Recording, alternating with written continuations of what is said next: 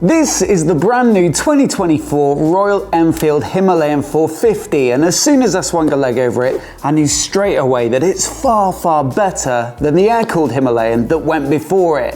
And so, the real question now is whether it's good enough to go toe-to-toe with some of the other competition in the middleweight adventure market, some of which are really quite good. So in this video, we'll go through absolutely all of the details to find out. Now, by the way, I'm tracking my ride today with Karoos, so a huge thanks to them for sponsoring this video. In my opinion, it's the best way to plan your motorcycle rides because they've got their own dedicated algorithm developed specifically for bikes. It seeks out the best twisties and bends, and so you never have to ride a boring straight road again. There's a code in the description below where you can get a 30-day free trial, so you may as well give it a go. And if you like it, there's another code for 10% off a premium membership. So do check it out, I'm sure you'll love it, and once again, a huge thanks to Karoos for their support. Now look, for me, the number one thing that absolutely needed addressing from the 410 Himalayan was the engine. And I mean, sure, it did have that really solid, chugging, low-end torque, but if you needed to get a bit of speed up out on the open road, it really did quickly run out of puff, and it wasn't helped by the fact that that bike is up around the 200 kilogram mark. So thankfully, this bike gets a brand new engine completely redesigned from the ground up. Now it's a 450, so there is a little bit more displacement, but also it's liquid cooled, which means they can push it that little bit harder. And the result is really quite good. It still has plenty of that bottom end that makes it feel like a Himalayan, and it makes more peak torque than most of the immediate competition. The thing is, when you get into the upper half of the rev range, it really keeps pulling, and it actually feels quite plucky. There's now pretty much 40 horsepower on tap, so not far off double the 410, and that makes it feel more comparable with the competition and much more usable at higher road speeds. I just couldn't see myself wanting to ride the previous generation when it was loaded up with luggage on a weekend away, but this one feels like a proper little capable adventure bike. Now naturally, with it being a single, it's not exactly the smoothest engine in the world. There are plenty of vibes through the pegs, especially when it's working a bit harder at motorway speeds, but most of the other bikes in this market are singles as well, and so I guess it's somewhat par for the course. And you do get the rubbers in the pegs, which do make it bearable. Now I really like the gearbox on this bike. It's very slick and easy, and the clutch is nice and light too, and easy to control with these nice chunky levers that feel really nice in the hand. Then the gear shifter, it really takes very little effort with your foot, and it has a nice little snick to it that just gives you that reassurance that you've gone into gear. Another thing I like as well is the sound that you get from this slim silencer. It's got enough bass to it to sound satisfying under acceleration.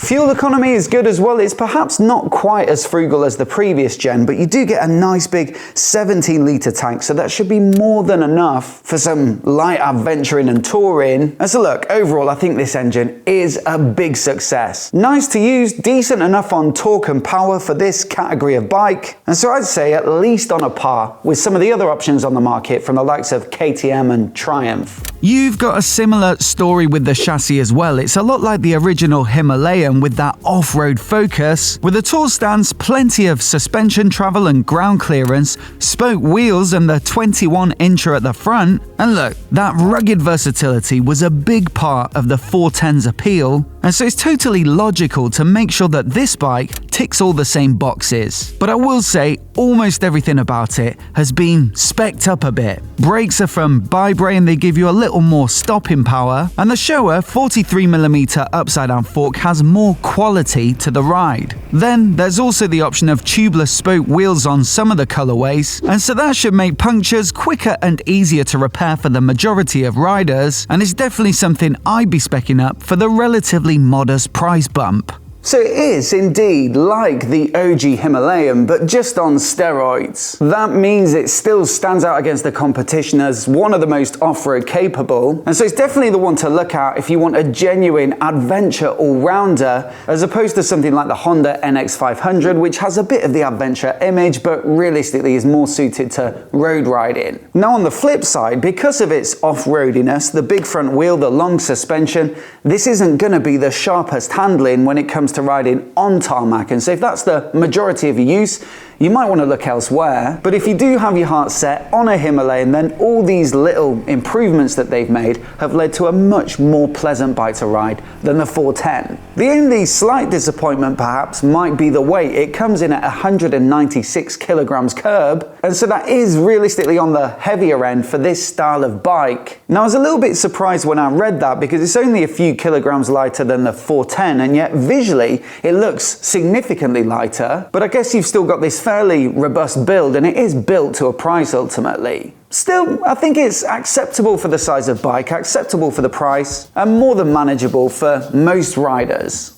To go with the adventure-y image, you've got an appropriate riding position with wide, high bars that'll accommodate you standing up, and then also those removable rubbers in the pegs so you can get a bit of grip. But look, this is a mid-capacity bike, and as such, you probably don't want to make it too intimidating. Realistically, although it is suitable for any size of rider, it will of course be specifically of interest to those who are a little shorter in the leg. So in my opinion, it's great news that you've got a healthy range of seat heights, with the standard seat being adjustable between 825 and 845 mil, and the low seat accessory taking another 20 mil off, so you can go between 805 and 825. Now I really like the riding position on this bike, and I'm happy with that standard seat, and I think it'd be pretty decent for sort of moderate distances, but I would just caveat this all by saying it's not really up there with a larger capacity adventure bike for the serious distance stuff. I'd like cruise control, for example, I'd like a bigger windscreen, I'd like fewer vibes from the engine, but then in the context of the price, considering what you're paying for it, I think it's still pretty impressive. Now TFT displays are becoming increasingly common at lower and lower price points now, but specifically with this one, I think Royal Enfield have done a really nice job. It's a nice balance of modern with all the menus and connectivity features, but then also this slightly retro-inspired design to the interfaces, and of course the round shape of it as well plays into that vibe. Now through this you've got a couple of riding modes to choose from, so performance or this like eco mode. I mean, with 40 horsepower on tap, it's probably not that necessary to use the eco mode, but maybe it'll come in handy every now and again.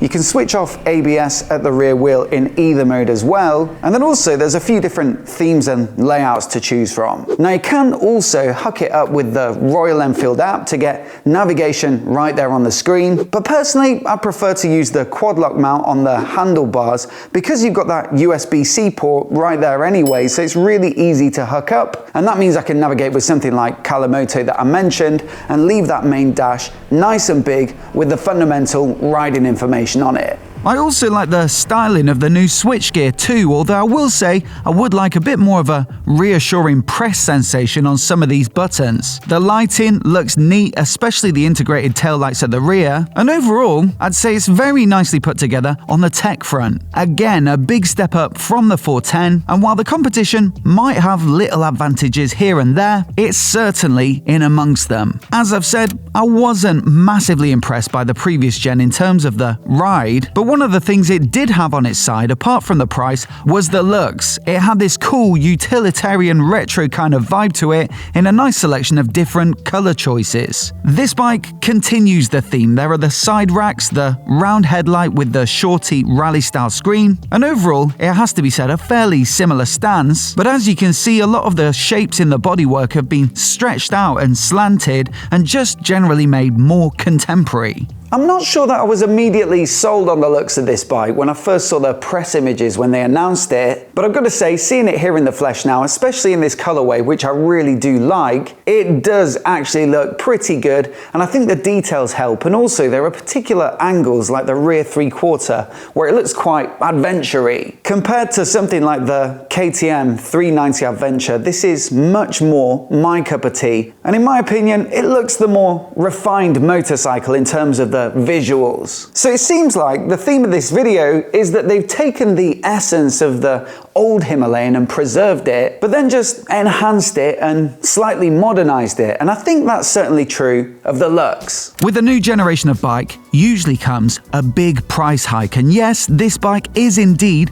almost 20% more expensive, which does sound like a lot. The thing is, that's until you remember that the 410 could be had for under 5 grand, and so this one still comes in well under 6 for the most basic finish. Personally though, I think I'd be going for one of the more premium options like the Camet White, not only because I like the paint job, but also for those tubeless spoke wheels as a massive improvement in convenience. Even at that price, it's still less than the KTM 390 Adventure, less than the Honda NX500, and it isn't much more than the far less techy and much less off-road spec Triumph Scrambler 400X. But ultimately, the question is, should you consider buying one of these new Himalayans against some of the competition? Well look, here are 4 good reasons to go for this one if you're shopping in the mid-adventure bike market. Number 1 would be that extra versatility and off-road capability that you get with this bike. Number 2 would be if you're looking for the most value for money. 3, if you like the slightly more traditional side of motorcycle design. And number 4, if you like the character of the original Himalayan 410, but you just want a bit more performance. As always though, I'd love to know what you guys think of it, so do let me know down in the comments below. And if you want to see some of the other best new adventure bikes on the market for 2024,